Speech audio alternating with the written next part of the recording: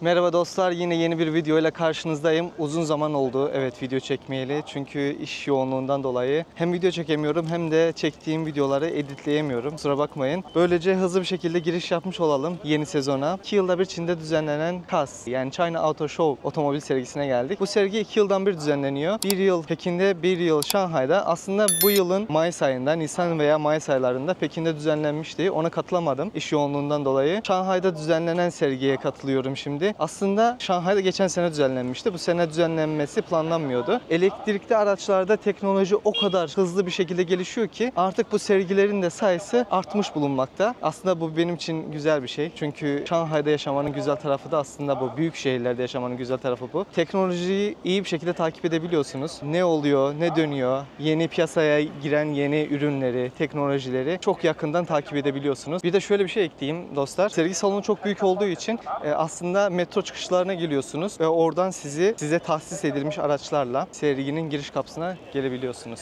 Evet arkadaşlar, sergi alanına geldik. Sergi alanı Çin'de, Asya'da bulunan en büyük sergi alanlarından bir tanesi. O kadar büyük ki buraya gelince metrodan çıkıyorsunuz böyle. Tam şu anda metrodan çıktık. Böyle bir araç tahsis ediyorlar. Ücretsiz bir şekilde onlara biniyorsunuz. Giriş kapısına kadar giriyorsunuz serginin. Evet, arabaya bindik. Dolmasını bekliyoruz. Bir kişi kaldı.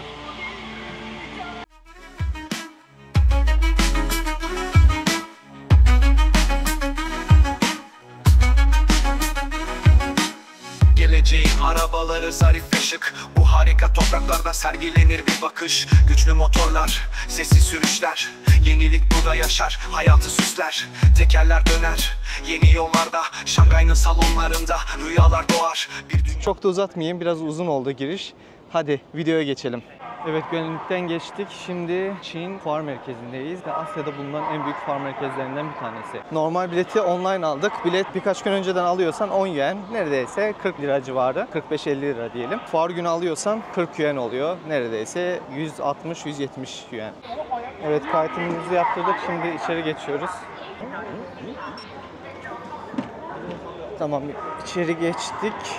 Evet dostlar, sergi alanına girmiş bulunmaktayız. Videoya geçmeden önce dostlar lütfen videoyu beğenin ve kanala takip atmayı unutmayın. Hani bir de yorum yazarsanız ekstra olarak bana çok destek olmuş olursunuz. Şimdi videoya geçelim. Arkadaşlar, serginin giriş kısmında tam giriş kapısının yanında sizi son aylarda adından en çok söz ettiren marka olan Xiaomi SU7 elektrikli araçları karşılıyor. Ve diğer tarafta dünyada en çok satış yapan firma BYD firması. Dostlar, geçen sene yani 2013 yılında toplam 14.2 milyon adet elektrikli araç, yani tam elektrikli araç veya plug-in hibrit elektrikli araç teslim edilmiş. Bu da bir önceki yıla göre, yani 2022 yılına göre %35'lik bir artış demek. Arkadaşlar, yani bir rakam söyleyeyim. 2014 yılında bu rakamlar neredeyse 300 bin civarıydı. Yani düşünsenize, 10 yıl içinde bu kadar hızlı şekilde büyüyen bir sanayi mevcut. Ve bu rakamların 2024 yılının sonuna kadar 17,5 milyon olacağı öngörülüyor. Ve bu satışların birçoğu Çinli firmaların payına düşüyor arkadaşlar. Ve bugün daha çok ilgimi çeken Çinli markalar olduğu için bu videoda size Çinli markaları tanıtacağım. İyi seyirler. Arkamızda Xiaomi SU7 aracı bulunuyor. Aracı tanıtmaya geçmeden önce Xiaomi firması ile ilgili birkaç önemli bilgi aktarayım size. Firma 2010 yılında Pekin'de kuruluyor ve biliyorsunuz arkadaşlar, bu 14 yıl içinde en hızlı büyüyen, en vizyoner, en geniş vizyona sahip olan firmalardan bir tanesi. Çinli firmalardan bir tanesi. Sebebi de çok vizyoner bir CEO'ya sahip olması Lei Jun. Lei Jun batarya teknolojileri üzerine uzmanlaşmış bir CEO. Batarya teknolojilerinden geliyor, yani o sanayiden geliyor. Ve arkadaşlar, Xiaomi telefonlarında kullanılan o muazzam teknolojileri neden araba üzerinde denemeyeyim diye bu yola giriyor. Ve arkada gördüğünüz bu araç ne az ne çok 1000 günde geliştirilip tamamlanıyor. Yani düşünsenize, karar alıyorsunuz, bir araç üreteceğim. Üretmeye başlıyorsunuz, tasarımı geliştirmeye başlıyorsunuz ve 1000 gün içinde, yani ne az ne çok 1000 gün ve bu tasarımı ortaya koyuyorsunuz. Ve bir günde dünyada en çok sipariş edilen elektrikli araçlardan bir tanesi. Yani piyasaya girer girmez arkadaşlar bir gün içinde 10 binlerce sipariş oldu. Şimdi aracın içine geçeceğiz. Bakalım aracın içi nasıl. Evet arkadaşlar, aracın içi bu şekilde. Kocaman bir monitör var ortada. 3 bölümden ibaret. Hem harita olarak kullanabiliyorsunuz hem aracı dışarıdan takip edebiliyorsunuz. Yani kapılar açık mı kapalı mı, müzik medya seti. Orta üstü segment havası var araçta. Yani bayağı iyi, kaliteli denecek kadar güzel yapmışlar aracı. Tabii bir de kullanmak lazım. Kullandıktan sonra rahat mı değil mi ona bakmak lazım ama genellikle tasarımını beğendim diyebilirim. Arka bu şekilde. Üstü cam tavan. 4 cam seçeneği bulunuyor. 19, 20 ve 21 olacak şekilde. Farklı tasarım. Dördünden biri seçiyorsunuz.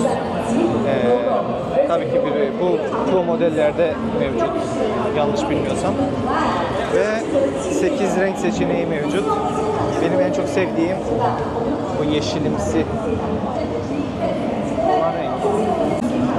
Dostlar şunu söyleyeyim, aracın dış tasarımı iç tasarımına göre çok daha başarılı bana göre. İçi de idare eder. Yani çok kalitesiz değil, çok aşırı kaliteli de değil. İş görür.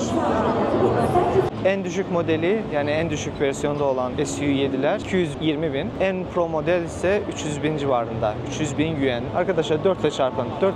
4,5-5 ile çarpın. TL fiyatını istiyorsanız. Dünya genelinde elektrikli araçların en çok satıldığı, şöyle diyeyim, satışında en çok artış yaşandığı ülke 8 kat. %805 oranla Türkiye olmuş. Türkiye'de geçen sene ne yaz ne çok 86.600 adet elektrikli araç satılmış. Peki dünyada en fazla elektrikli araç satan firma hangisi? Şu anda arkamızda bulunan BYD firması. 1995 yılında Çin'in Guangdong eyaletinin Shenzhen şehrinde kurulan bu firma 2023 yılında satışlarında en fazla artış yaşanan elektrikli araç firması. Geçen sene BYD markasının elektrikli araç ve plug-in elektrikli araç satışlarında %60 büyüme yaşanmış. Ve şu anda dünyada en çok elektrikli araç satan marka. 10 farklı segmentte 30 farklı modeli bulunuyor. Burada sergiledikleri araçlarda arkamızda gördüğümüz bu modeller. Hepsini birer birer tanıtmayacağım. Dostlar biliyorsunuz BYD firması da geçen aylarda Türkiye ile çok büyük bir yatırım anlaşması imzaladı. 1 milyar dolar büyüklüğünde bir anlaşma. Hem ülke ekonomisine çok büyük katkı sağlayacak hem de tabii ki BYD'nin büyümesi konusunda çok büyük bir rol oynayacağını düşünüyorum bu yatırım anlaşmasının. BYD markasının bu kadar çok satmasının en büyük nedenlerinden birisi de fiyat performans endeksi. Bu araçlar diğer elektrikli araç modellerine göre çok hesaplı, ileri denecek kadar iyi teknolojiler kullanıyorlar araçlarında ve bu da tabii ki müşteriler arasında rağbet görmesine neden oluyor. Şimdi modellerini tanıtayım size. Bu gördüğünüz modelde bugün akşam piyasaya tanıtılacak olan BYD Seal 2024 modeli. Tasarım olarak herhangi bir fark göremiyorum. Çok büyük fark göremiyorum. Sadece iç tasarımda bazı farklar olduğunu söylediler. Onu da birazdan deneyeceğiz. Birkaç teknolojide geliştirme yapmışlar. Ama fiyat olarak hemen hemen aynı fiyat. 170.000 yuan'dan başlıyor. 240.000 yuan'e kadar devam ediyor.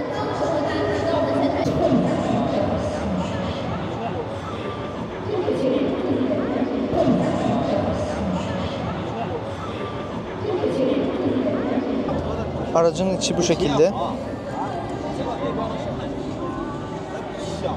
Hani Xiaomi ile kıyaslayacak olursak hemen hemen aynı düzeyde bir araç. Sadece biraz işçilik demeyeyim de hani sanki kullandıkları malzemeler biraz Xiaomi'den sanki bir tık yani %5 %10 denecek kadar geri kalıyor gibime geldi. Belki tasarımla alakalı.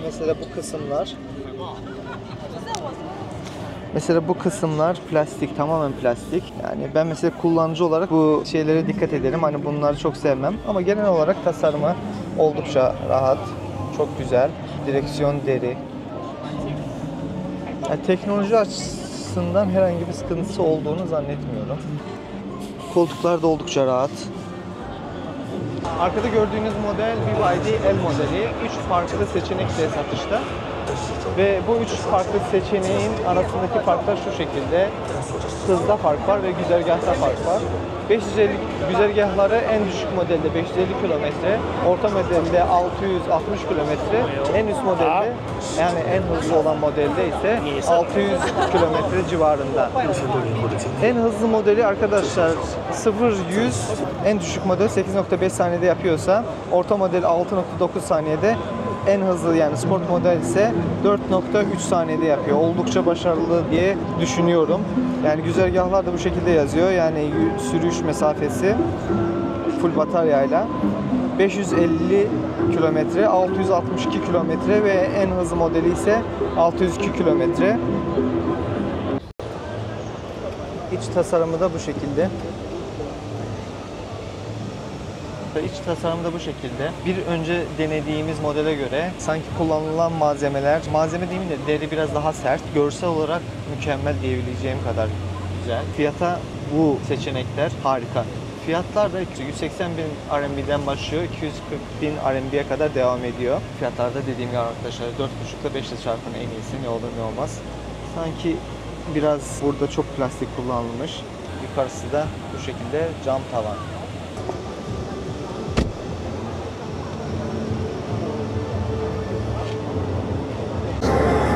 Gördüğünüz BYD'nin hem modeli. BYD araçlar içerisinde en ileri teknolojiye sahip olan model diyebiliriz.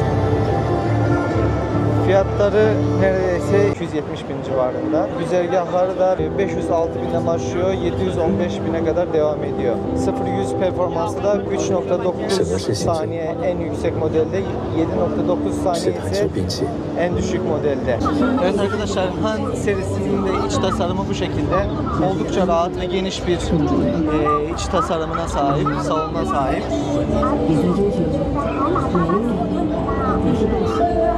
Farklı bir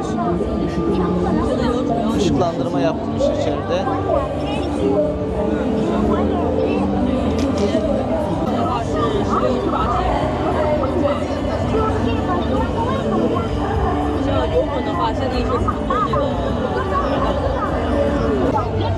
Böyle farklı bir tasarım kullanılmış içeride. Ve bu araçların böyle bir özelliği de var. 25 dakikada %80 bataryası dolabiliyor eğer hızlı şarj seçeneğimiz mevcutsa. Çok fazla para harcamak istemiyorsanız BYD markası sizin için mükemmel bir seçim olacaktır diye düşünüyorum. Arkadaşlar, Toyota'nın nasıl Lexus'u varsa, Nissan'ın nasıl Infiniti markası varsa, BYD'nin de Yangwang markası var. Müthiş araçlar üretmiş şimdiye kadar, 2 tane model. Tek farkı bu arkada gördüğünüz araç ne az ne çok 1 milyon RMB. Yani 5 milyon, 4,5-5 milyon TL. Çok pahalı ama içeri geçince salonunu göstereceğim. Bir de teknik özelliklerini aktaracağım. O zaman anlayacaksın neden bu kadar pahalı olduğunu.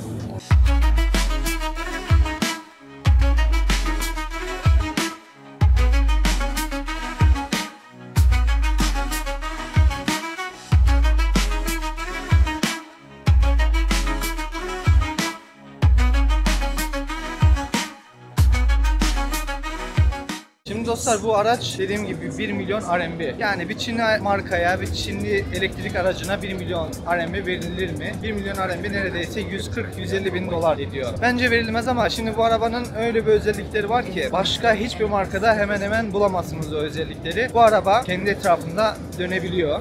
Ki bu Mercedes vagonlarda da var. Bunlar da dönebiliyor. Şimdi bombayı patlatıyorum. Bu araç suda yüzebiliyor. Evet arkadaşlar, bu araç amfibik bir araç. Yani uluslararası standartlarda olan IP6 özelliğine sahip. Yani suda yüzüyor. Hızlı bir şekilde yüzmüyor. Saatte 3-4 kilometre hızla yüzüyor ama yüzebiliyor. Yani bu araç suya girebiliyor arkadaşlar. Yani artık siz düşünün. Bu aracın lastiklerine bakın. Bu aracın lastikleri hızla gittiğiniz, yani bu araç hızlı bir araç. Hızla gittiğiniz anda patlasa bile sizi gideceğiniz yere kadar idare edebilen bir özelliğe sahip. Böyle bir ön tasarıma sahip.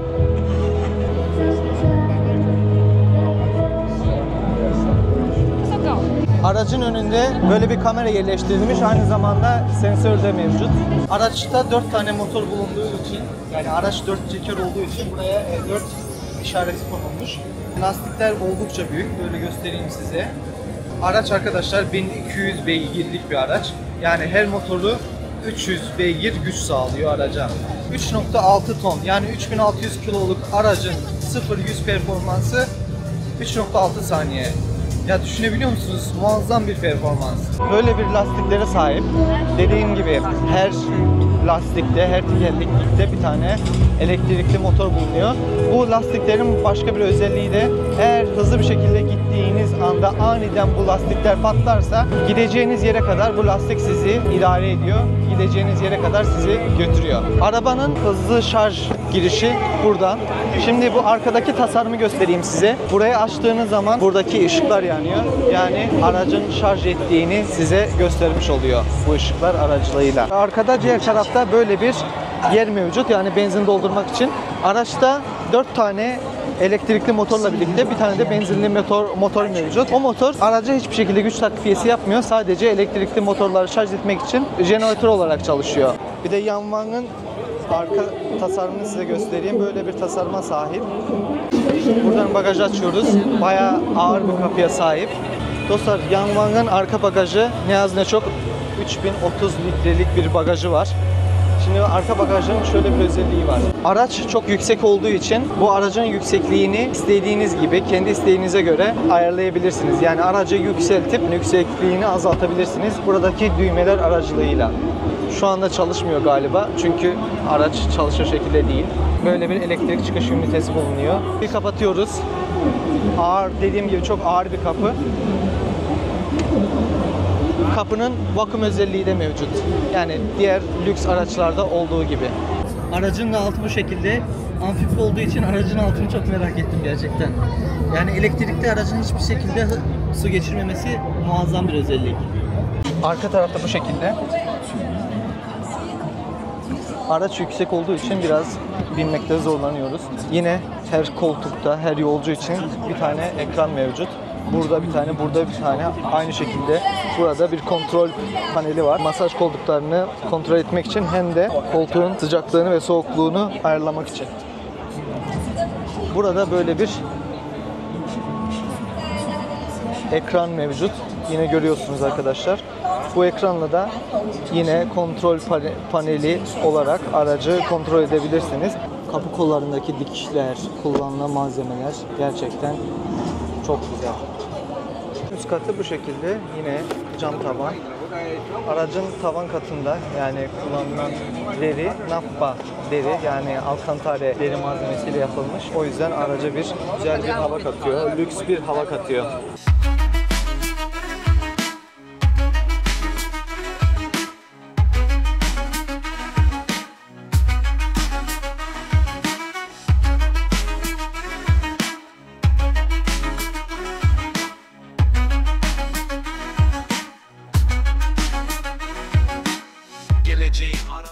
İşçilik yine muazzam. Koltuk masajı özelliğini kontrol eden, aynı zamanda koltuğun eğimini kontrol eden bir düğmeler mevcut. Bir tane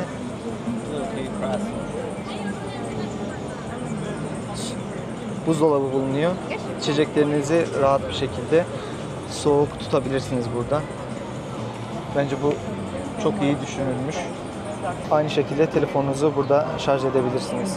Aracınızı da buradan takip edebilirsiniz. Dediğim gibi araç kendi etrafında 360 derece dönüyor. Onu da buradan ayarlayabiliyorsunuz. Böyle ne kadar döneceğini ayarlıyorsunuz. Bu kendiliğinden dönüyor. Şu anda araç çalışmadığı için, motorlar çalışır vaziyette olmadığı için o özelliği çalıştırmıyoruz. Çünkü sergideyiz. Bunlar çok rahat çünkü masaj özelliği açık durumda. Araç bu arada arkadaşlar 5 kişilik, 7 kişilik değil. Dikiz aynası da aynı şekilde kamerayla birlikte çalışıyor. Yani kamera aracılığıyla görmüş oluyorsunuz arka tarafı. Araç full şarjla 820 kilometre yol gidebiliyor, yol kat edebiliyor. İçerisinde bir tane elektrikli jeneratörü de var ya, yani benzinle çalışan bir jeneratör var. Onunla birlikte giderse 1000 küsür kilometre yol kat edebiliyor bu araç.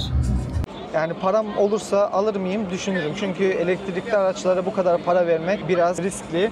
Ama bu özelliklerde başka bir araç yok. Yani çok az. Dostlar, şimdi Yanwang U9 modelinin karşısındayız.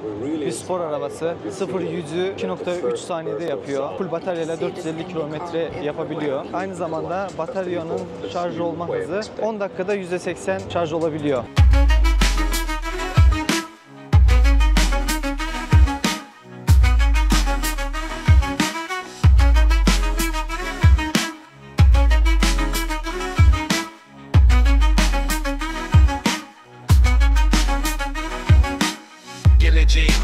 arabaları zarif ve şık. Bu harika topraklarda sergilenir bir bakış. Güçlü motorlar, sessiz sürüşler. Yenilik burada yaşar, hayatı süsler. Tekerler döner, yeni yollarda. Şangay'ın salonlarında rüyalar doğar. Bir dünya hareket eder, özgür ve hızlı. Bu sonsuz olasılıklar şehrinde yıldız. Doğu ve batı buluşur çelik ve camda. Büyük bir kutlama, vizyonlar dolaşır. Arka bagajı da mevcut.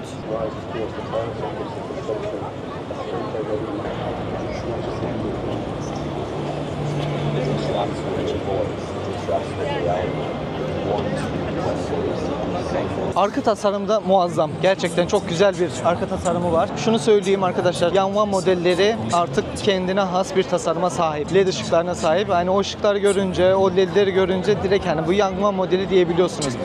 Bu arkadaşın arabanın U9 modelinin farklı bir özelliği de var. Bu araba dans edebiliyor. Yani akıllı hidrolik sisteme sahip. Zıplıyor. Yerden 5 santimetre mesafe yükselecek şekilde zıplayabiliyor. Yine 4 çeker. Her tekerleğinde farklı bir elektronik motor var. Elektrik motoru var. Toplam gücü 1287 beygir. İnternet sitesinde 1300 beygir güce sahip bir araç olarak gösterilmiş. Arkadaşlar araba ne yazına çok? 2.6 ton. Arabanın içi bu şekilde. Şuradan basınca kapı kapanıyor herhalde.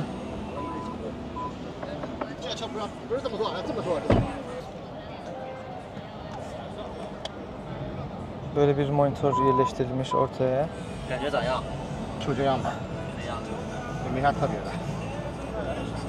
Ya arkadaşlar spor araçlarından çok fazla bir şey beklememek lazım iç tasarım rahatlığı olarak ama bayağı kaliteli bir marka, kaliteli bir malzemeler kullanılmış içerisinde. Bir zahmet olsun çünkü bayağı pahalı bir araba modeli diyebiliriz. Fiyatını birazdan söyleyeceğim size. Böyle bir araç. Yine kapısı da kelebek şekilde açılıyor böyle. Şuradan basacağız, böyle açılıyor kapı. Böyle de iniyoruz. Arkadaşlar U8 modelinde olduğu gibi U9 modelinde de kendi etrafında 360 derece dönme özelliği var. Bu aracın fiyatı 1.700.000 RMB. Yani 230.000 dolar civarında falan. Yani vergilerle falan herhalde 250 belki de 300.000 dolara falan gelir. Yani neyse satış fiyatı 230.000 dolar olacak. Bu araba adından söz ettirecek. Ve karşınızda Xpeng X9.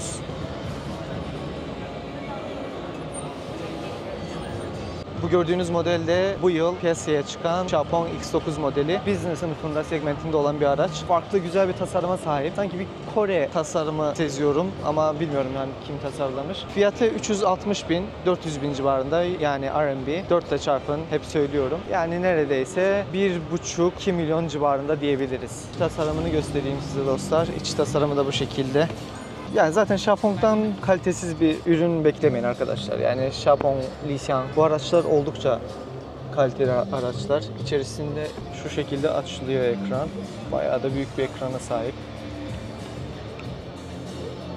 Dokunmatiği de oldukça başarılı. Ön ekran. Arkadaşlar sade böyle bir soyuducu koymuşlar içeriye. Ya harika ya. 有按摩功能吗？有按摩，有零重力，你感受一下零重力模式。 Buraya basınca direkt masaj yapıyor. Böyle direkt uzatıyor sizi. Arkadaşlar sanki masaj koltuğundaymışsınız gibi. Masaj ediyor. Evet, bu 380.000'e olan modeli. Yani bence Dongfeng'un gösterdiğim business segmentte olan araçlarından. Zeekr'la aynı düzeyde olan bir araç. Çok kaliteli, harika. Biraz masaj edelim, dinlenelim. Sonra yolumuza devam ederiz.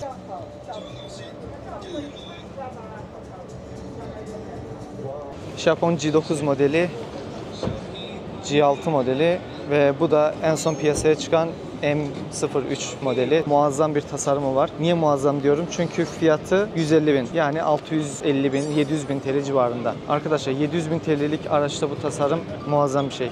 Böyle göstereyim. Ön tasarım da bu şekilde. Arkadaşlar bu araç 150.000 RMB yani hiçbir şey. Bu fiyata bu araç daha ne istiyorsunuz? İç tasarımda oldukça sade ve Standart Evo araçlarında nasılsa bu da aynı şekilde kaliteli.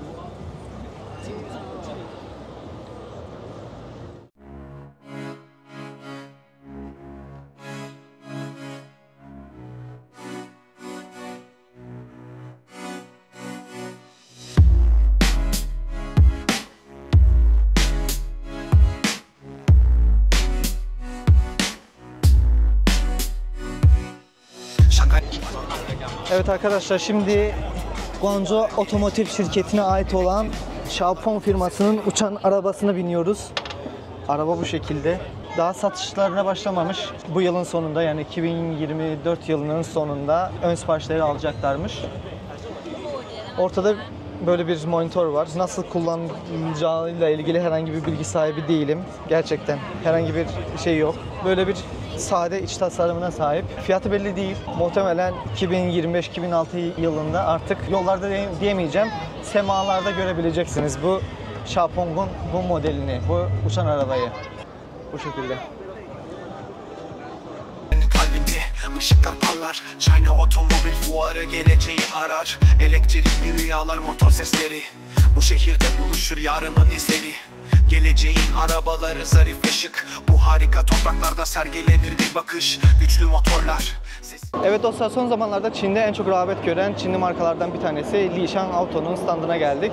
Ve arkamda gördüğünüz bu araç gerçekten çok güzel bir tasarıma sahip. Çok fütüristik bir tasarıma sahip. Hani Tesla Cybertruck var ya, bana hani onun çizgilerini çok andırıyor. Biraz tabii ki fark var ama benim zevkime hitap ediyor. Dostlar, arkada gördüğünüz Lishan Mega modeli bu yıl piyasaya girdi. Kendi kendine park etme özelliğine sahip. Aynı zamanda 100 km hıza 5.5 saniyede ulaşabilen bir araç. Büyük bir gövdeye sahip ama buna rağmen çok atik, hızlı bir sürüş imkanları sunuyor kullanıcılara. 12 dakikada 300 km yol kat edebilecek hızlı şarj etme özelliğine sahip. Yani 12 dakika şarj ediyorsunuz ve 300 km yol kat ediyorsunuz. Son zamanlarda elektrikli araçlarla ilgili şikayetlerin en çoğu bu hızlı şarj özelliğiyle ilgili oluyor. Bayramlarda memlekete döneceğiz. Nasıl hızlı bir şekilde memlekete gidebiliriz? Çünkü hızlı şarj olmadığı için bazı elektrikli araçlarda bazen sıra olabiliyor ama 12 dakikada arkadaşlar 300 km çok iyi bir özellik. Full şarjla 702 km yol kat edebiliyorsunuz.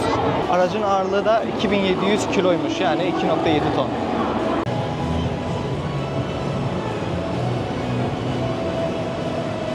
Arabanın önünde spidometre bulunmuyor. Sadece burada hız göstergesi var. Ama böyle büyük bir ekrana sahip. Böyle görüyorsunuz. Bu sadece yan koltukta oturan. 这是儿童模式，儿童模式，然后理想同学推出儿童模式，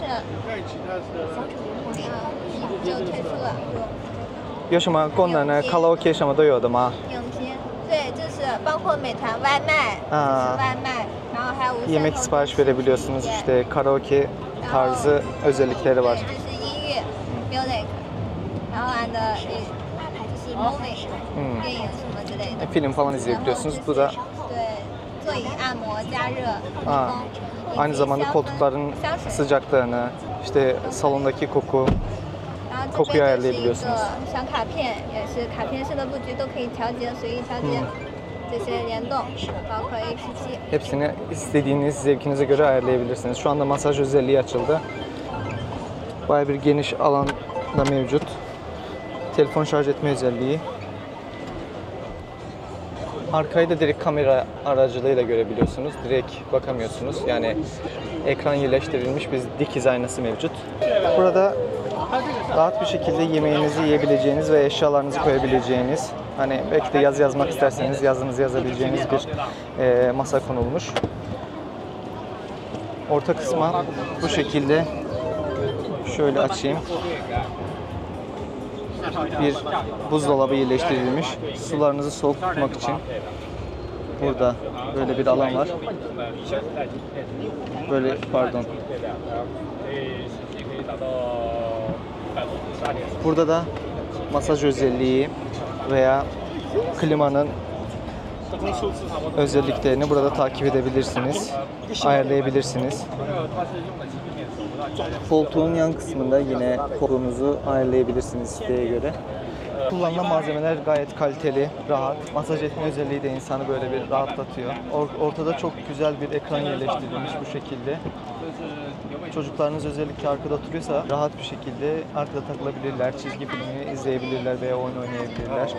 Geniş bir salona sahip, yani zaten MPV segmentte olan araçlar rahatlığıyla bilinen araçlar. Hani business segmentte olan araç olduğu için iç salonu daha geniş, ferah.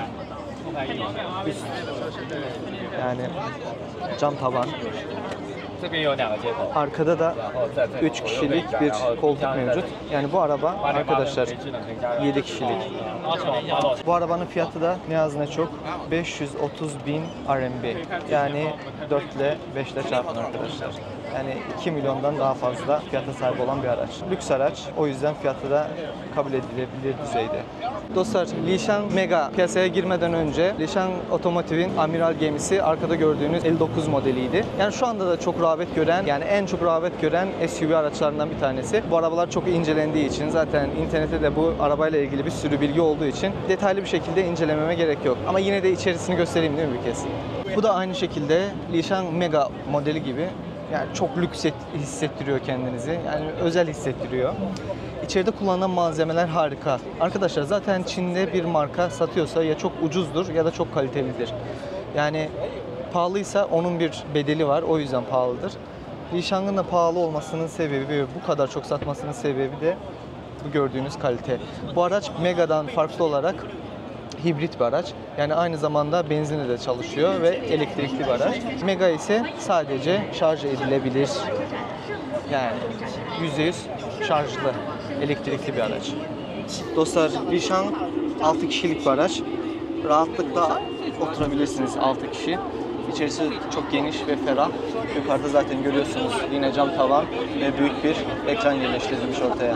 Lishan renk konusunda muhteşem renklere sahip. Böyle bir yeşil ve mavi. Zaten Mega'nın da rengi arkada görüyorsunuz. Şurada gri renkte.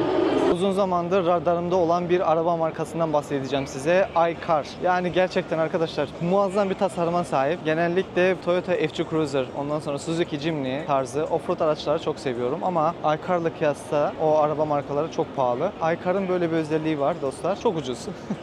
Yani araba fiyatları 110.000 RMB'den başlıyor. 5'e çarpıyoruz, 550.000 TL civarında bir araç. Yani bu özelliklerde olan bir araç. Yani güzergahı neredeyse 400 kilometreden başlıyor. 500 kilometreye kadar çıkabiliyor. Yani bu özelliklerde olan bir araç için muazzam bir fiyat. Chery ile birlikte üretilen bir araç. Yani Chery'nin girişimi olan bir marka. iCar diye geçiyor. Şimdi içerisine geçip tasarımlarına bakalım. Sadece tek modeli bulunuyor şu anda sergide. iCar O3 modeli. Fiyatları şöyle şu şekilde. 110.000 olan araç bu. Sadece 2 çeker. Arka tarafta tekerleklikler çekiyor. Arka lastikler çekiyor. Bu ise 13.000 yani 130.000 140.000 civarında. Bu da 4 çeker. Yani aralarındaki tek fark o. Yani biraz da batarya farkı var. Bunun güzergahı biraz daha fazla 110.000'lik arabaya göre. Bir de arkada görünen şu araç var. Yine aynı model O3 modeli ama onda otonom sürüş teknolojisi var. Yani araba kendini itebiliyor. Akıllı sistem mevcut. Bir de koltuklar masaj edebiliyor. Bu tarz özellikleri var. Aradaki farklar bu kadar. O araçta 160.000 RMB. Bu araçlarda iki bakılacak yer bagaj. Böyle açalım bakalım. Böyle bir bagaja sahip. Geniş bir bagaja sahip. Bu araca ucuz dedim değil mi? Yani 110.000 fiyatı var. Şimdi bu arabadaki özelliğe bakın. Bakın özelliğe. Vakum kendisi kapatıyor kapıyı. Yani vakumlu kapılara sahip. Şimdi arabanın iç tasarımına bakalım arkadaşlar. Yani böyle bir geniş ekran bulunuyor içeride. Dokunmatik. Dokunmatiği idare eder. Yani tabii ki yani lüks araçlardaki gibi çok şey değil. Telefonunuzu şarj edebileceğiniz bir alan mevcut. Vites kolu buradaymış. Ve böyle hız göstergesi de böyle küçük bir ekran. Dokunmatik değil tabii ki. Dostlar 110.000'lik, 120.000'lik araçtan ne beklersiniz? Onu bir kendimize sormamız lazım. Tabii ki bir de kullandıktan sonra kullanıcının yorumlarına da bakmak lazım. Ama 110.000'lik araç ya. Hani özellikle kırsal bölgelerde birebir araç. Özellikle bahçeniz varsa rahatlıkla şarj edebiliyorsanız aracınızı. Ya 400 kilometre muazzam bir performans. Aynı şekilde de akıllı bir araç. Arka kısım da bu şekilde. Yine Çin araçlarda Allah'ın emri. Yani olmazsa olmaz. Cam tavan. Arkada açılıyor da böyle. Onu nasıl açacağım bilmiyorum şimdi. Deri koltuklar. Bu Santa da Çin'in özgün arabalar demeyeceğim çünkü benzer, hani bu hangi Rizvan modeli miydi? Razbe miydi? Rizvan mıydı? Unuttum arabanın ismi. Amerika'da geliştirilen bir araba markalarından bir tanesiydi. Ona çok benziyor ama arabanın şu ağırlığına baksanıza, o hissedebiliyorsunuz o. Yolda giderken muhtemelen kendini muhteşem bir şekilde hissettiriyordur bu araç. Arka tasarımda bu şekilde.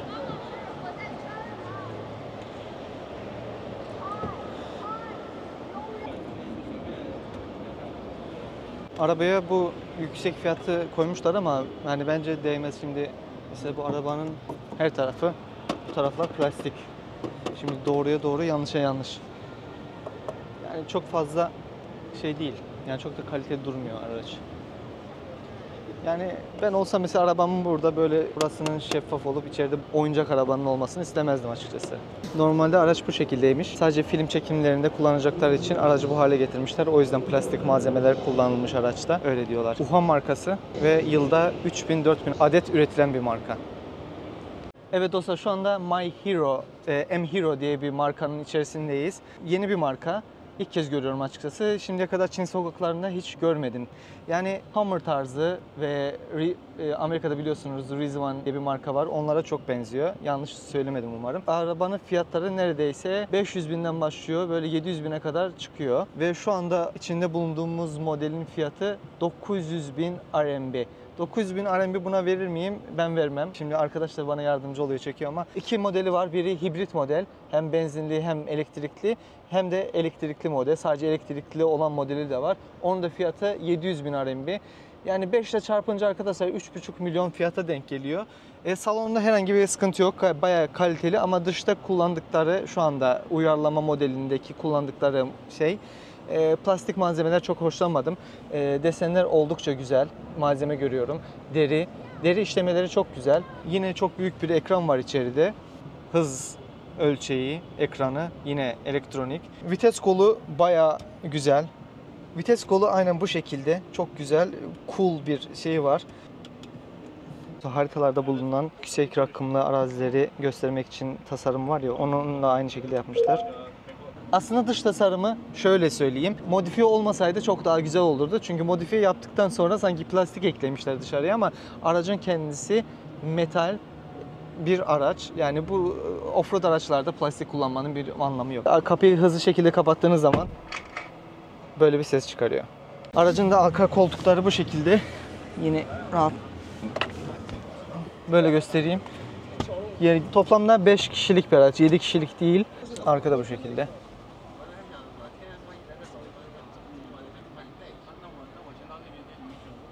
Dostlar, özellikle eski, klasik araba seviyorsanız, yani Çin modelleri arasında sizin zevkinize hitap edecek olan markayı söylüyorum. Ora.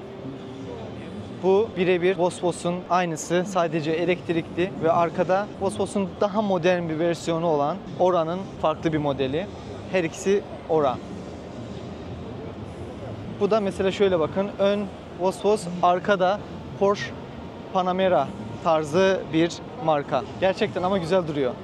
Kaliteli mi bilmiyorum ama bizim mahallemizde mesela benim komşularım arasında 3-4 tane bu aracı kullanan Çinli komşum var. Birazdan içine geçip içine bakalım. Biraz daha kadınların zevkine daha çok hitap edebiliyor ama dediğim gibi klasik araba seviyorsanız birebir. 3 modelin arka tasarımını bu şekilde göstereyim size.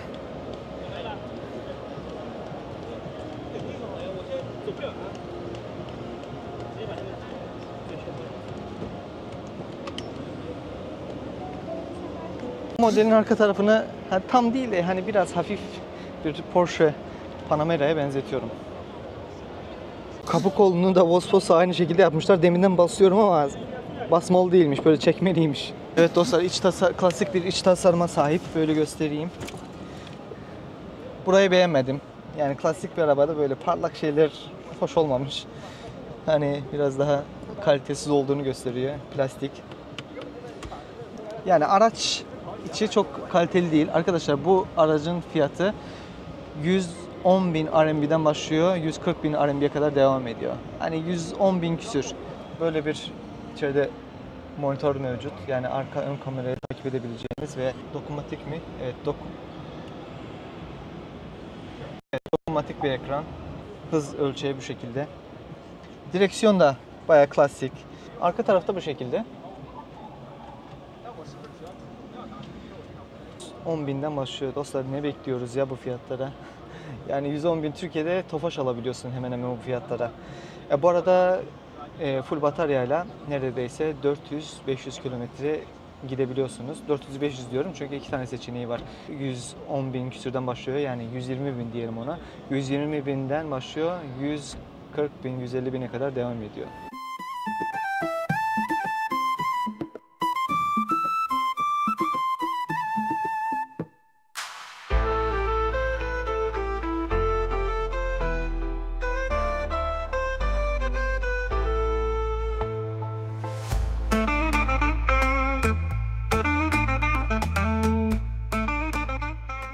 Kullandıkları teknolojiyle ve araba modelleriyle geçen sene en çok ön plana atan Çin markalarından birisi de NIO markası. Markasını da şu şekilde göstereyim. Muhtemelen duymuşsunuzdur çünkü Avrupa'da da ve dünya genelinde de en çok satan markalardan bir tanesi ve adından en çok söz ettiren markalardan bir tanesi. Bu markanın farklı bir şarj istasyonu politikası var. Çin'de birçok şirket artık kendi araba park alanlarında, parklarında NIO şarj istasyonlarını kuruyorlar. Şimdi NIO şarj istasyonunun özelliği ne? Arkadaşlar gidiyorsunuz, arabanızı park ediyorsunuz ve şarj istasyonu, orada bulunan sistem 5 dakika içerisinde arabada bulunan bataryayı çıkarıyor ve yenisiyle değiştiriyor. Böylelikle arabamdaki elektrikli batarya eskidi, İşte 5 yıldan sonra arabayı değiştirmek zorundayım çünkü bataryanın performansı düştüğü gibi dertleriniz kalmıyor. Arabanın birkaç modeli var. S6, S7 ve EC6, S8 ve bu gördüğünüz ET5T modeli, yani Travel modeli, bir de ET5 normal modeli bulunuyor. Gördüğünüz ET5 ET5 Travel diye geçiyor. Yani ET5 arkada gördüğünüz, yani normal model. Herhangi bir farkları yok. Sadece biri Travel modeli, biraz daha boyutları biraz daha büyük. Biri de daha küçük olacak şekilde. SUV modelleri EC6, S8 ve S6 modelleri mevcut. Bu araçlar gerçekten Çin'de, özellikle Şanghay'da çok satıyor.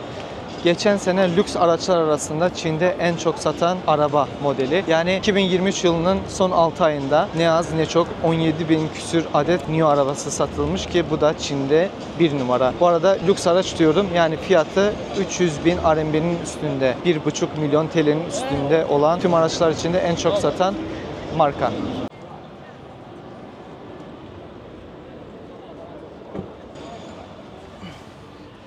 Arkadaşlar araba oldukça sade, minimalist bir tasarımla yapılmış.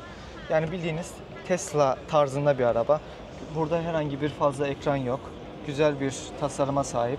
Özellikle gençlerin zevkine hitap eden birebir muhteşem bir araç. Burada böyle bir dolap var. Küçük eşyalarınızı koyabileceğiniz, telefonu şarj edebileceğiniz alan. Yine cam tavan ve direksiyon. Gerçekten çok sade ve böyle bir küçük bir monitörde öne yerleştirilmiş hız ölçeği. NIO'da bulunan teknolojiyle aracın etrafında herhangi bir araba bulunuyorsa zaten direkt radarlar ve lazer aracılığıyla göreceksinizdir.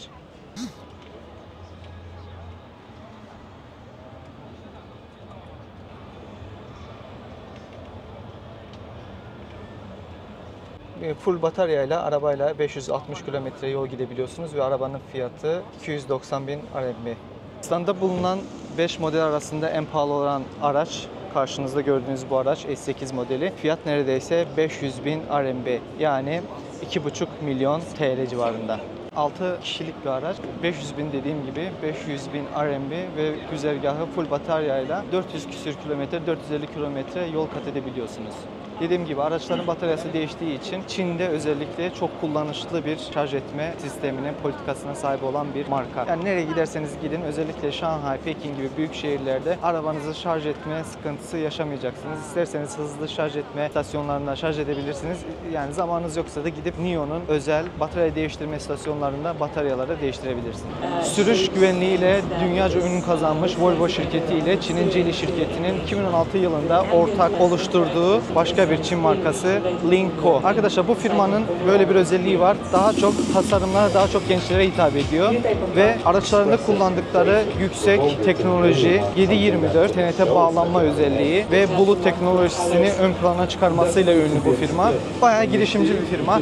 Geçen sene çok daha fazla görüyordum Şanghay sokaklarında, Hangzhou sokaklarında ama sanki 2023 yılının sonundan ve 2024 yılından itibaren biraz daha sanki az görmeye başladım. Bu da NIO, Li gibi firmaların ve daha çok ucuz hesaplı firmaların piyasaya girmesiyle muhtemelen Linko firmalarının, Linko markasının ürünleri de biraz daha az satmaya başlamış olabilir diye düşünüyorum.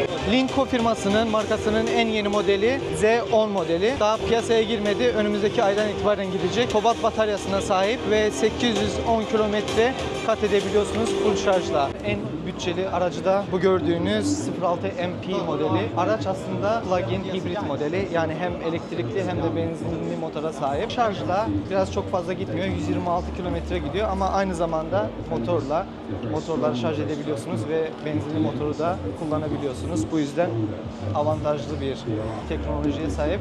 Ama bu aracın fiyatı çok ucuz. Yani 130.000 RMB'ye Türkiye fiyatıyla 5'e çarpalım en fazla. Yani ne olur ne olmaz diye ne kadar edecek arkadaşlar? 650.000 TL civarında olan bir araç. 650.000 liraya çok ileri teknolojiye sahip olan bir araç alabilirsiniz. Burada da bir konser var. Herkes... Ne oluyor ya burada? Ha, konser değilmiş ya. Model varmış. Evet arkadaşlar, arkada gördüğünüz bu araç da Chery markasının diğer bir premium araç markası olan Exceed. 2017 yılında piyasaya çıkan bir marka. Eskiden bu kadar güzel gözükmüyordu gerçekten ama bayağı kaliteli duruyor bu da. İç tasarımı da bu şekilde. İç tasarımları aynı arkadaşlar. Elektrikli araç alacaksanız dış tasarımına bakacaksınız. Peki size bir soru arkadaşlar. Exceed S modelinin arka tasarımı hangi markaya benziyor? Exceed ET modeli. Sen büyüyünce S-Class mı olacaksın?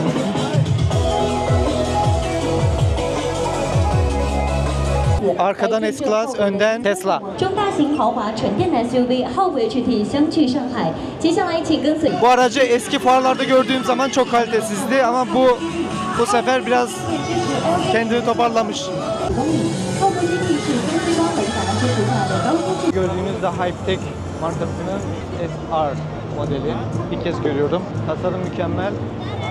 Rahatlık falan, kalite onu bilmiyorum çünkü içerisine bakamıyorum. Ya bu çok güzel.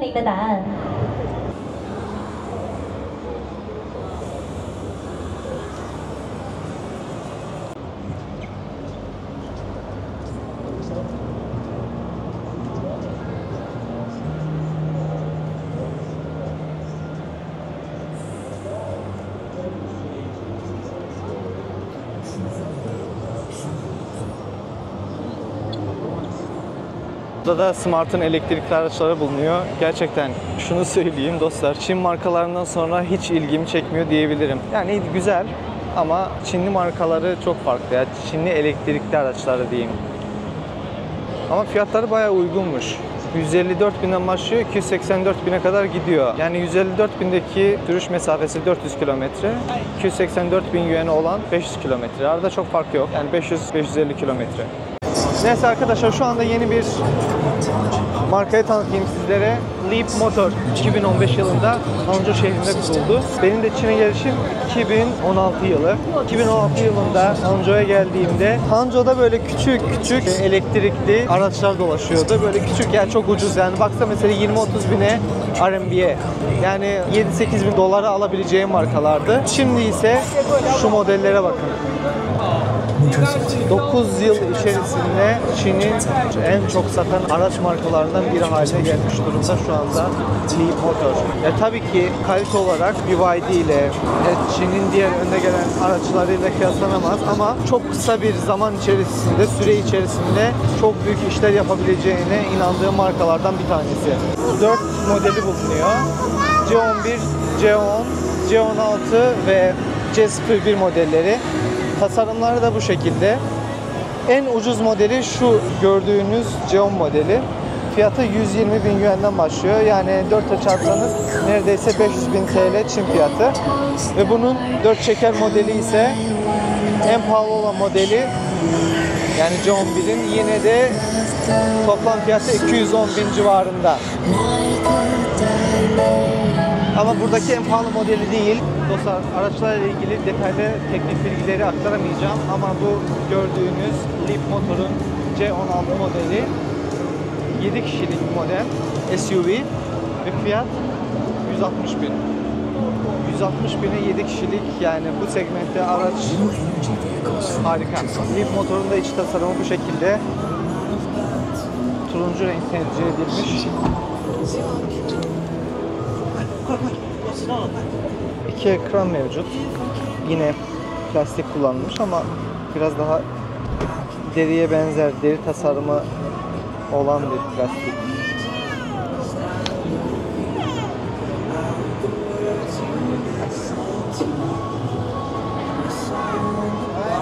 Böyle bir monitör yerleştirilmiş. Yani şu anda araçta 2 büyük monitör, bir de speedometre, hız ölçeği bulunuyor önde. Dediğim gibi daha yol alması gereken marka ama sade bir tasarıma sahip. Tesla ile hemen hemen aynı basit tasarıma sahip bir marka. Çok da kaliteli diyemem. 10 üzerinden 5,5-6 veririm kaliteye. Yani kullandıkları malzemeye. Ama dediğim gibi arkadaşlar, bu fiyatlara, bu tasarımlar, bu teknolojiler çok ucuz. Fiyat performans açısından çok iyiler. Şu düğmeyi basıyoruz, açılıyor. Demin 7 kişilik söyledim ama galiba 6 kişilik bir modelmiş. 2. Önde 2, toplamda 6 kişilik. Yine buradan basıp kapatalım. En düşük sınıftaki olan aracının fiyatı 160 bin. Li Motor'un genellikle en pahalı aracıysa C11 modeliymiş. Fiyatı da 210 bin. Yani neredeyse 850 bin TL, 900 bin TL civarında. Tasarım da bu şekilde. C11 modeli. Buysa en pahalı modeli değil. Yani C11 modelinin orta düzey bir modeli. Yani fiyatı da 170 bin civarında şu anda içinde bulunduğumuz Li Motor'un C11 modeli. Hız ölçeği bu şekilde. Buralara bak, mesela deri kullanılmış. Şöyle göstereyim, görünüyor mu? Bunu daha çok beğendim gerçekten. Mesela bunun şimdi bir de 120 bin RMB olan, yani 500 bin TL olan modelini de deneyeceğim. Burada mesela plastik çok göze batmıyor. Deri kullanılmış. Bu kısımlarda farklı bir plastik kullanmış ama yine biraz daha parlak olduğu için çok da göze batmıyor. Böyle bir monitöre sahip. Dokunmatiği BYD'deki kadar iyi değil ama idare eder. Burada da yan koltuk için bir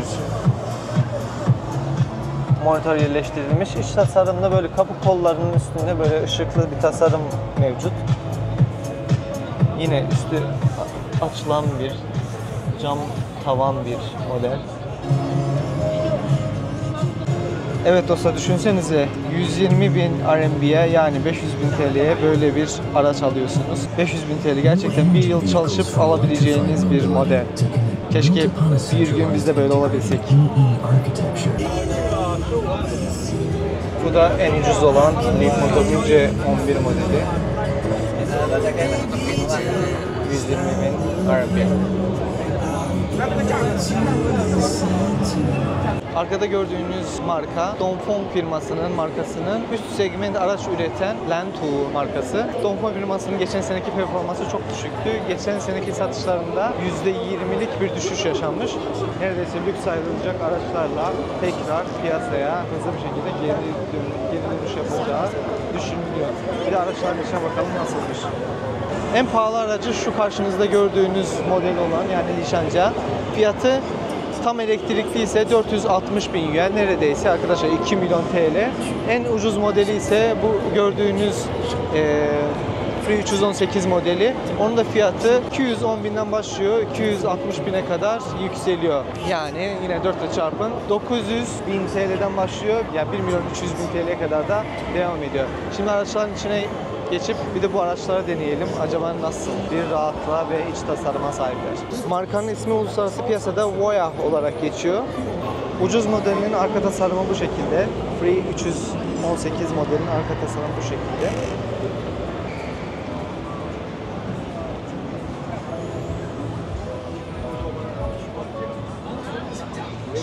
Modeli ise 7 kişilik. 3-2-2 olarak 7 kişilik bir araç. Oldukça geniş bir salona sahip.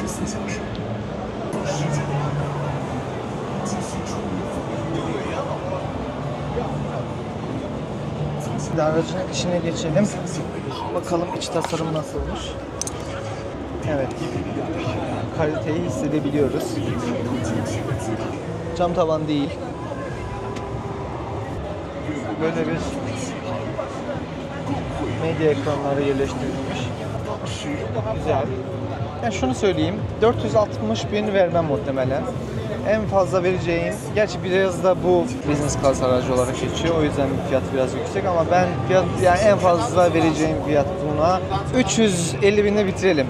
Yani 100 bin daha ucuz olursa biraz daha mantıklı olur diye düşünüyorum. Arkası da bu şekilde. Koltukları gayet rahat. Aslında bu araçların rahatlığını denemek için arka koltukta oturmanız lazım. Şu anda masaj özelliği açık galiba. Şuradan düğmelerle de kontrol edebilirsiniz masaj şeyini, özelliğini. Arkada şu şekilde 3 kişi oturabiliyor. Burada 2 kişi, burada 2 kişi ve önde 2 kişi olacak şekilde. Koltuklar rahat. Ama sanki biraz teknoloji konusunda biraz geride diye düşünüyorum. Zeekr'da bulunan business sınıfında olan araçla kıyaslanacak düzeyde bir araç. Bir de bakalım fiyat performans açısından Zeekr'la kıyaslanabilecek mi? Neyse dostlar bu şekilde. Güzel bir araç ama biraz pahalı. Böyle piyasayı kasıp kavuran markalarından biri olan Zeekr markası. Zeekr aslında Geely'nin elektrikli araç üreten farklı bir markası diyelim. Aslında aynı firmalar. Sadece elektrikli araç üretiyorlar. Neredeyse son 2-3 yılda Çin'de en çok satan elektrikli araç markalarından bir tanesi. Zeekr'ın 4 farklı modeli bulunuyor. 001, 007 ve 009 modelleri. Bir de 00X modeli var ki o en ucuz fiyata sahip olan model.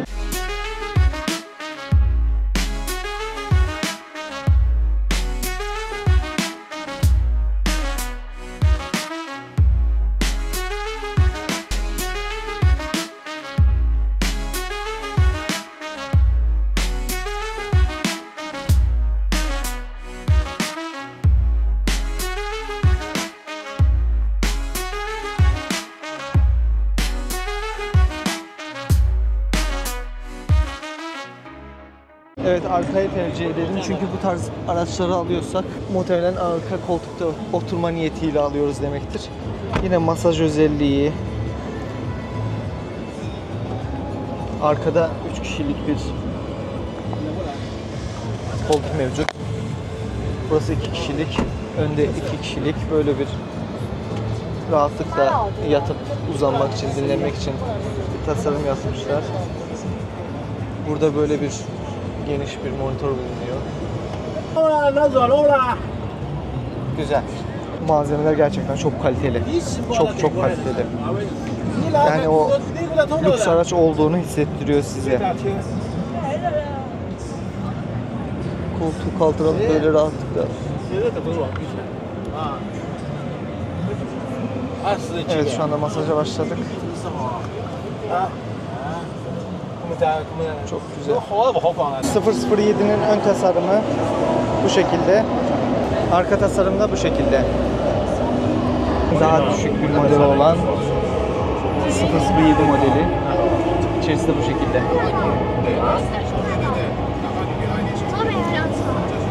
Yani diğer elektrikli araç modelleri gibi, markaları gibi minimalist bir tasarım kullanmış. Sadece buraya böyle bir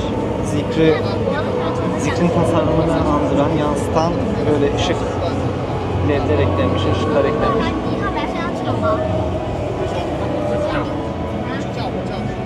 Cam tavan.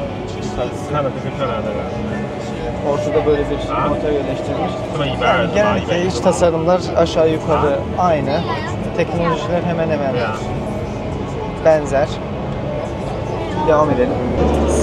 001 modeli ile 009 modelleri oldukça benziyor tasarımsal açıdan. Daha doğrusu ışık ledleri falan.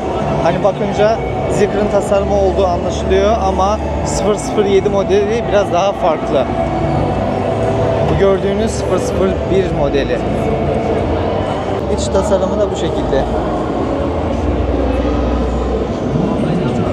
En fazla güzergahlar da şu şekilde. 009 modelinde neredeyse 900 kilometre, 700 küsür, 750 kilometre ve 850 kilometre olacak şekilde full bataryayla sürüş keyfi yaşayabilirsiniz bu araçlarda. 002'sin fiyatı 170.000'den başlıyor. Biraz daha küçük ölçekli bir araç. En pahalı aracıysa 009 modeli. Şöyle göstereyim. Fiyatı da 430.000 RMB civarında. Neredeyse arkadaşlar 1.800.000 TL'den başlıyor. 2 milyon TL civarına biraz daha üstlerine doğru da devam ediyor. Zeekr mı yoksa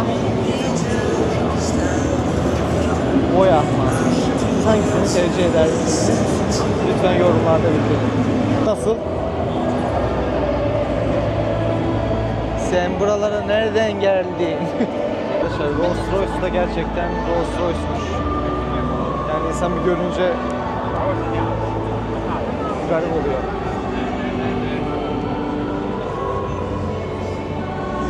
Bununla içeri giremiyoruz maalesef. Buraya kadar.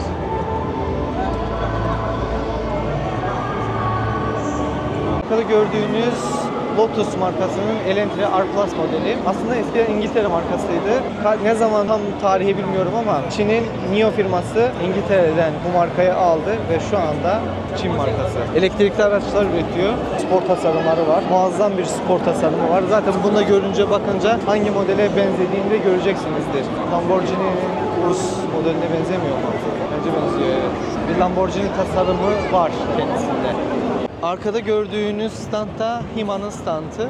Biliyorsunuz Amerika, Çin'in Huawei şirketine yaptırım uyguladıktan sonra Huawei şirketi kendi işletim sistemini, yazılımını geliştirdi ve şu gördüğünüz Stelato, Aito, arkada bulunan Luxeed markalarının yazılımlarını Hima yani Harmony işletim sistemi, yazılım şirketi yapıyor. Yani dolayısıyla Huawei yapmış oluyor. Markalar da bu şekilde. Aito'nun M9 modeli. Yani arabaya bakınca gerçekten kaliteli bir araba olduğunu görebiliyorsunuz arkadaşlar. Bir de içine bakmış olalım. İçerisi nasılmış?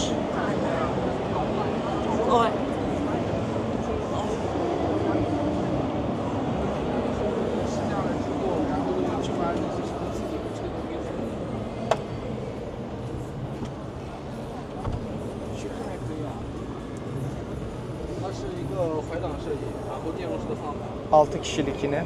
Arkada 2 tane, ortada 2 tane ve önde 2 tane olacak şekilde. Arkadaşlar Aito'nun M9 modeli gerçekten çok kaliteli, çok kaliteli bir his veriyor insana böyle dokununca falan. Gayet başarılı. Neyse çok durmayalım. Bir sonraki şey, ben her aracı tanıtamıyorum çünkü arkadaşlar zamanımız yok. Mecbur. Bu da Stelato S9 modeli. Arka tasarımı. Bu gördüğünüz spor araba da muhtemelen piyasada bulunan en ucuz spor araba. MG Cyberster diye bir marka. 320.000 RMB'den başlıyor. Yani 1,5 milyon TL civarında bir spor araba. Görüntü olarak muazzam bir görüntüye sahip. Kalite olarak bir şey diyemem çünkü deneyemeyeceğim. Tasarımı oldukça güzel. Açılıp kapanan bir model. Yani kabriolet model. Yani bu arabayla muhtemelen Türkiye'de, Azerbaycan'da gezerseniz herkesin ilgisini çekersiniz diye düşünüyorum.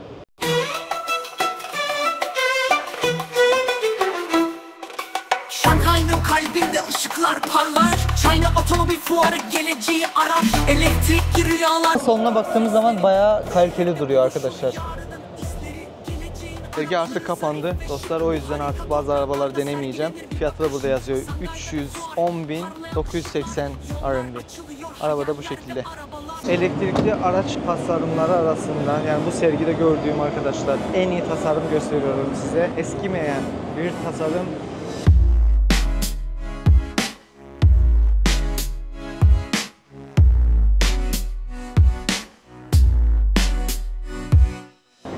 ID Buzz olarak geçiyor yeni modelin ismi. Şu tasarımın mükemmelliğine bakın arkadaşlar. Nostaljik bir tasarımı var. Arkası böyle oldukça geniş. 目光锁定，验甄选，智享生活8种场景模式，随时随地满足您的场景需求。 Arkadaşlar salon bu şekilde. Bir şey söyleyeyim mi? Çin markaları hemen hemen değil, bundan daha kaliteli diyebilirim. Gerçekten. Elektrikli araçlar hemen hemen iç tasarım olarak aynı. Kullandıkları malzemeler de aynı. Yani plastik şeyler daha çok, yani çok da kaliteli durmuyor. İçten yanmalı araçlar eskiden bakıyordum böyle Mercedes'in, Volkswagen'in bile içi daha kaliteliyken. Şimdi mesela Volkswagen'in 80.000 euroluk bir aracının içindeyiz ve iç tasarımı bu şekilde. 80.000 euro buna vereceğime gider Çin markası alırım. Ki batarya konusunda Çin markaları Volkswagen'den çok daha başarılı. Mesela bunun güzergahı şu anda 400 kilometrelerde. Şanghay'daki üretilecek olan bu modelin sürüş mesafesi, yani bataryası daha iyi olacak diye söylüyorlar. Şu anda Çin'de satışı yok ID Buzz modelinin, ama Avrupa'daki satış fiyatı neredeyse 80.000 Euro'dan başlıyormuş. Bir fiyata bu araç çok pahalı gerçekten. Çin'de üretimi var mı? Daha yok, ama en kısa zaman içerisinde Çin'de de üretim yapılacakmış. O yüzden de fiyatı makul bir şekilde indireceklerini söylüyor Volkswagen yetkilileri. Yani Şanghay'da da üretimi olacak bu Volkswagen ID Buzz modelinde.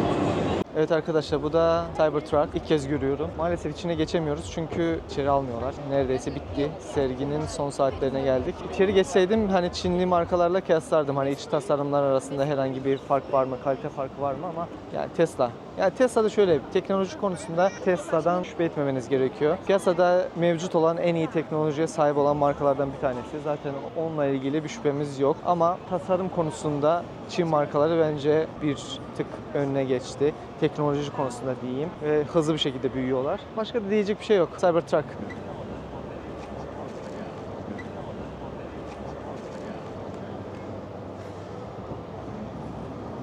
Arkadaşlar ama güzel ya. Yolda bunu görseniz ben bir kenara çekilirim, yol veririm, öyle geçerim yani. Sade, bildiğiniz Tesla tasarımı. Hani Çinli markalardan pek farklı ve iyi olacağını zannetmiyorum açıkçası. Evet dostlar, bir videonun sonuna daha gelmiş bulunmaktayız. Şanghay'da düzenlenen KASK otomobil fuarını artık tamamlamış bulunmaktayız. Umarım videoda çok fazla hata yapmamışımdır arkadaşlar. Arabalarla ilgili çok fazla bilgi sahibi değilim, açık söylemem gerekiyorsa. Sadece kendi zevkime hitap eden arabaları deneyimlemek istedim. En azından iç tasarımına, dış tasarımına bakmak istedim. Öyle bir kıyas yapmak istedim. Bu kadar. Umarım video eğlenceli olmuştur. Eğlenmişsinizdir. Eğer videoyu beğendiyseniz beğenmeyi, yorum yazmayı ve kanalı da ilk kez izliyorsanız, ilk kez görüyorsanız kanalı takip etmeyi unutmayın. Bir sonraki videolarda görüşürüz. Artık kimse kalmadı. Hemen hemen herkes gitti. Sadece birkaç marka kaldı diye düşünüyorum. Birkaç model kaldı inceleyemediğimiz. Onları da artık bir sonraki sergilerde gösteririm size. Görüşürüz.